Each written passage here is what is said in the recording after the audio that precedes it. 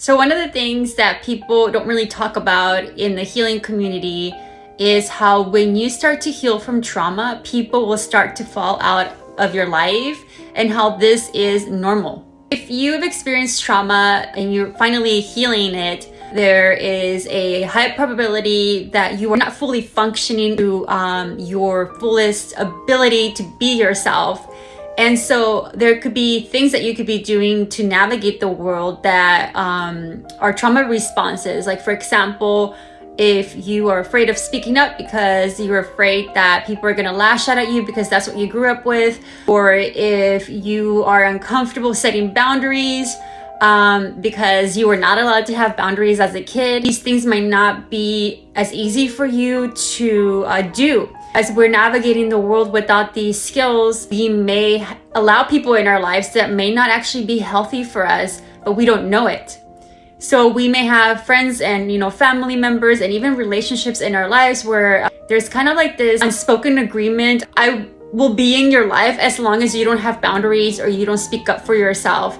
And so when you start to heal and you start to speak up for yourself and setting boundaries and doing what feels right and healthy for you, some people will get upset because you will disturb that dynamic. This is something that I experienced. I am a trauma survivor and I've healed from a bunch of trauma.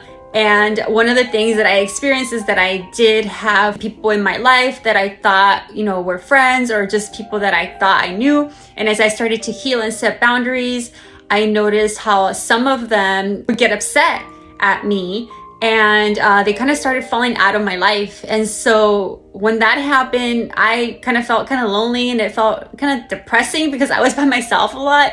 But I also understood that that was part of the healing process because I wasn't no longer allowing unhealthy people in my life or people that would take advantage or not even be open to hearing my needs, out, or my boundaries, respecting my boundaries.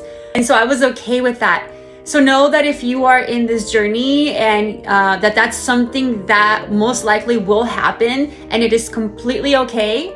This is why it's really important that as you start to go in that journey, that you start to connect with other people who are in that path, who are, working on themselves and healing, because they will understand what you're going through.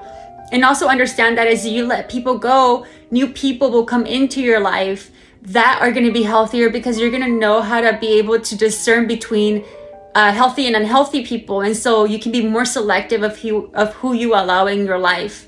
So just be aware that this is something that is most likely going to happen, and it's okay, if for a period of time you don't have a lot of friends or a lot of people that you can, interact with. If you have a coach or a therapist that you're working with to help process trauma or do that inner work, they are definitely a support system that you can continue to have, and just kind of see what other support system you can create that is more in alignment with who you are becoming and the path that you are ready to take on.